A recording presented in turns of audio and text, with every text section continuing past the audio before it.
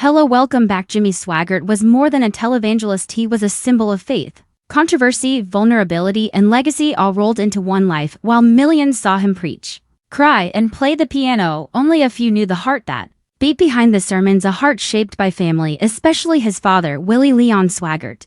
The death of his father wasn't just a personal loss but a deep spiritual wound that followed him throughout his life. Willie Leon wasn't a preacher, but his life spoke louder than words. He worked tirelessly to support his family in Louisiana during hard times, and passed on to Jimmy a quiet strength, humility, and devotion to God. These traits laid the foundation for Jimmy's own ministry. Even after becoming internationally known, Jimmy constantly referenced his parents. He didn't just honor their memory, he built his sermons and songs around them. His father's death in the 1970s came at a critical moment, just as Jimmy's ministry was gaining national attention, and it rocked him emotionally. He once admitted that something inside him went silent the day his father died, and that silence became part of his spiritual narrative. His grief became a message of its own, one that said it's okay to hurt and that sadness doesn't mean weakness, it means love. Jimmy's music changed after that, especially when he sang songs about heaven. His voice would sometimes break when he imagined seeing his father again, always saying,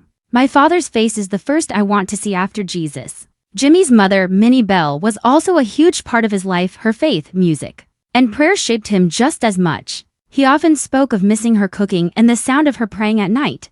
These weren't just sentimental details, they were spiritual anchors. Even decades later, Jimmy drew strength from their example. In times of scandal and personal failure, he didn't hide his pain. Instead, he allowed it to be part of his ministry. This openness made him more relatable and reminded people that even leaders are human. He once said he talked to his father out loud when he felt overwhelmed, not because he expected a response, but because just saying his name brought comfort. That honesty connected him to people far beyond church pews. But Swaggart's journey wasn't only about grief and love. He was also a lightning rod for controversy. In the 1980s and 1990s, his ministry was rocked by scandal, and the world watched as he publicly confessed.